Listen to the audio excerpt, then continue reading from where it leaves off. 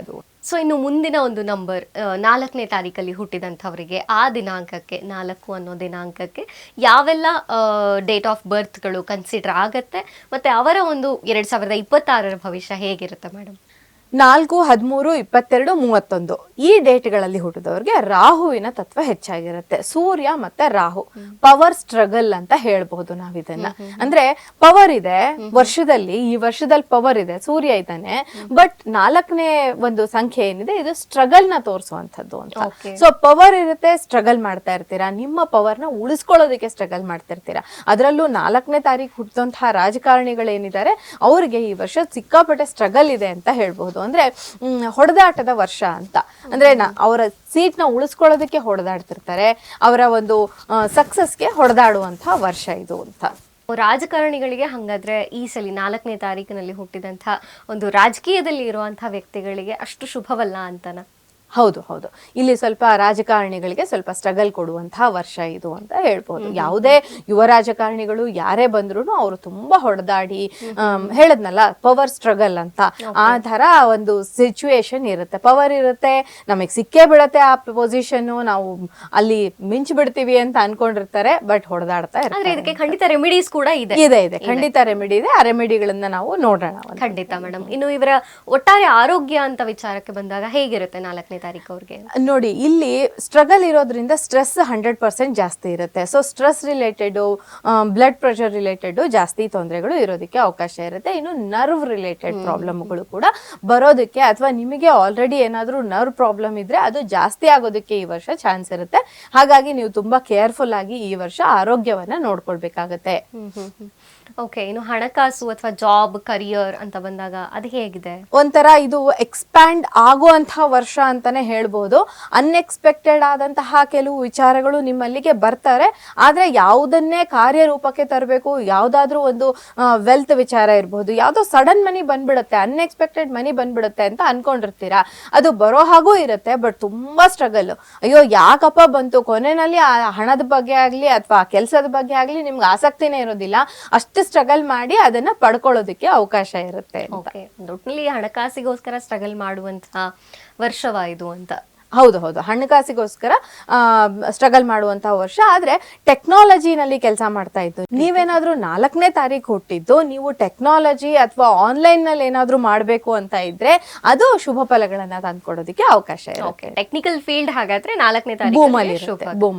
4ನೇ ತಾರೀಕು ಹುಟ್ಟಿದಂತಹ technical field ಅಲ್ಲಿ ಇರೋರ್ಗೆ ಅಗೇನ್ ಸ್ಟ್ರಗಲ್ ಇದ್ದೇ ಇರುತ್ತೆ.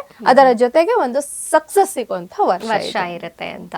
ಓಕೆ, ಇನ್ನು 4ನೇ ತಾರೀಕಲ್ಲಿ ಹುಟ್ಟಿದವ್ರಿಗೆ, ಜೊತೆಗೆ 13ನೇ ತಾರೀಕಲ್ಲಿ ಹುಟ್ಟಿದವರಿಗೆ, ಹಾಗೆಯೇ 22 ಕೂಡ ಕನ್ಸಿಡರ್ ಮಾಡ್ತೀವಿ, ಜೊತೆಗೆ 31ನೇ ತಾರೀಕಲ್ಲಿ ಹುಟ್ಟಿದಂಥವ್ರಿಗೆ ಅವರ ಆರೋಗ್ಯದ ವಿಚಾರವಾಗಿ ನೀವು ತಿಳಿಸ್ಕೊಟ್ರಿ. ಈಗ ಕುಟುಂಬಕ್ಕೆ ಬರೋದಾದ್ರೆ ರಿಲೇಶನ್ಶಿಪ್ ಹೇಗಿರುತ್ತೆ, ಕುಟುಂಬದ ವ್ಯವಸ್ಥೆ ಹೇಗಿರುತ್ತೆ ಮೇಡಮ್? ನೀವು 4ನೇ ತಾರೀಕು ಹುಟ್ಟಿದ್ರೆ ಅಥವಾ ನಿಮ್ಮ ಮನೆಯಲ್ಲಿರೋರು ಯಾರಾದ್ರೂ 4ನೇ ತಾರೀಕು ಹುಟ್ಟಿದ್ದಾರೆ ಅಂತಂದ್ರೆ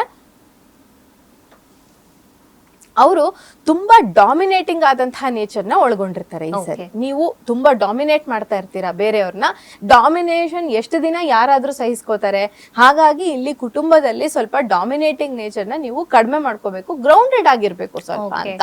ಅಂದ್ರೆ ಇಲ್ಲಿ ಯಾರು ತಪ್ಪು ಅಂತ ಯೋಚನೆ ಮಾಡಿ, ಅಥವಾ ತಪ್ಪಿದ್ರು ಕೂಡ ಪ್ರಪಂಚದಲ್ಲಿ ಯಾರು ತಪ್ಪು ಮಾಡಲ್ಲ ಅಂತ ಅನ್ನೋದನ್ನ ನೋಡ್ಕೊಂಡು, ಅಥವಾ ಡಾಮಿನೇಟಿಂಗ್ ಅಂದ್ರೆ ಈಗ ನೀವ್ ಹೇಳಿದ್ದೆ ಸರಿ ಅನ್ನೋಂತಹ ಮನೋಭಾವ ನಿಮಗೆ ಯಾಕೆ, ಈಗ ಎದುರುಗಡೆ ಇರೋರ್ ಮಾತನ್ನು ನೀವು ಕೆಲವು ಬಾರಿ ಕೇಳ್ಬೇಕಾಗತ್ತೆ. ಈ ತರದ ಒಂದು ನೇಚರ್ ನ ನೀವು ಬೆಳೆಸ್ಕೊಳ್ಳೋದು ಒಳ್ಳೇದು. ಓಕೆ, ಹಾಗಾದ್ರೆ ಹುಷಾರಾಗಿರ್ಬೇಕು, ಒಟ್ಟಲ್ಲಿ ಎಚ್ಚರಿಕೆಯನ್ನ ವಹಿಸ್ಬೇಕಾಗತ್ತೆ. ಹೌದು ಹೌದು, ಕುಟುಂಬದಲ್ಲಿ ಸ್ವಲ್ಪ ಎಚ್ಚರಿಕೆಯಿಂದಾನೇ ಇರ್ಬೇಕಾಗತ್ತೆ. ಸೊ ಇನ್ನು ಅವರ lucky numbers, lucky dates, lucky colour ಅಂತ ಬರೋದಾದ್ರೆ ಲಕ್ಕಿ ಕಲರ್ ಯಾವ್ದಿರುತ್ತೆ 4ನೇ ತಾರೀಕು ಅವರಿಗೆ ಈ ಸಲ? ಲಕ್ಕಿ ಕಲರ್ ಅಂತ ಬಂದಾಗ ಬೂದು ಬಣ್ಣವನ್ನ ನೀವು ಹಾಕೋಬಹುದು. Grey colour, blackish blue, block ಬೇಡ, ಡಾರ್ಕ್ ನೆವಿ ಬ್ಲೂ, ಈ ತರದ ವಸ್ತ್ರವನ್ನ ಧಾರಣೆ ಮಾಡಬಹುದು.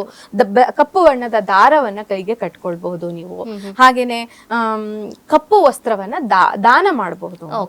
ಇನ್ನು ಇದು ರಾಹುವಿನ ವರ್ಷ ಆಗಿರೋದ್ರಿಂದ, ರಾಹುಗೆ ಸಂಬಂಧಿಸಿದಂತಹ ಸಂಖ್ಯೆ 4 ಆಗಿರೋದ್ರಿಂದ ನೀವು ಆಂಜನೇಯ ಸ್ವಾಮಿಯ ದರ್ಶನವನ್ನ ಮಾಡಬಹುದು. ಹಾಗೇನೆ ಎಲ್ಲದಕ್ಕಿಂತ ಮುಖ್ಯ ನಿಮ್ಮ ಗ್ರಾಮ ದೇವತೆ ಶಕ್ತಿ ದೇವತೆ, ಯಾವುದಾದ್ರೂ ಶಕ್ತಿ ದೇವತೆ, ಗ್ರಾಮ ದೇವತೆಯ ದರ್ಶನವನ್ನ, ಆ ತಾಯಿಯ ಒಂದು ಆಶೀರ್ವಾದವನ್ನ ಪಡ್ಕೊಳ್ಳೋದ್ರಿಂದ ನಿಮ್ಗೆ ಶುಭ ಫಲಗಳು ದೊರೀತವೆ. ಹಾಗೇನೆ ಇರುವಂತಹ ನೆಗೆಟಿವ್ ದೋಷಗಳೇನಿದೆ ಅದು ಕೂಡ ಸಾಲ್ವ್ ಆಗೋದಕ್ಕೆ ಅವಕಾಶ ಇರುತ್ತೆ. ಓಕೆ, ಇನ್ನು ಲಕ್ಕಿ ಡೇಟ್ಸ್ ಯಾವ್ದಿರುತ್ತೆ 4ನೇ ತಾರೀಕು ಅವರಿಗೆ? 4ನೇ ತಾರೀಕು ಹುಟ್ಟಿದವರಿಗೆ ಅಂತ ಬಂದಾಗ ನಾವು ತಗೊಳ್ಬಹುದಾಗಿರೋದು 4 ಮತ್ತು 8ನೇ ತಾರೀಕಿನ ಲಕ್ಕಿ ಡೇಟ್ಸ್ ಅಂತ ತಗೊಳ್ಬಹುದು. ಇನ್ನು ಏನು ರೆಮಿಡಿನ ಹೇಳ್ತೀರಾ 4ನೇ ತಾರೀಕು ಅವರಿಗೆ ಅಂತ?